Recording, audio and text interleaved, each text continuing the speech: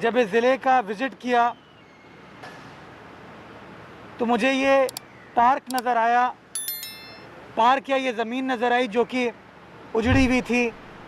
जहाँ पर बुरा हाल था, दरवाज़े शहरियों के लिए बंद थे।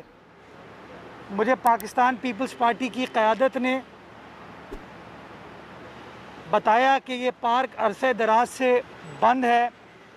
तबाहाली का शिकार है और इसके दरवाज़े शहरियों के लिए खुले नहीं हैं।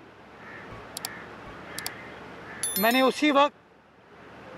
डीएमसी सेंट्रल के हुकाम को ये हिदायत दी कि इस पार्क के दरवाज़े शहरियों के लिए खोल दिए जाएं, इस पार्क को खूबसूरती के साथ डेवलप किया जाए ताकि यहाँ के अतराफ़ के लोग इस पार्क में आकर तफरी भी हासिल कर सकें, लुत्फ़अंदोज़ भी हो सकें, हमारे बच्चे आके यहाँ पर खेलें, हमारे बुज़ुर्ग आके इस ओपन खुली फ़िज़ा में इंजॉय करें, वॉक वग़ैरह करें। और आज अल्हम्दुलिल्लाह मुझे खुशी होती है कि मैं डिस्ट्रिक्ट सेंट्रल में उस आरफा फैमिली पार्क जिसके दरवाज़े शहरियों के लिए बंद कर दिए गए थे, एक बार फिर उसके दरवाज़े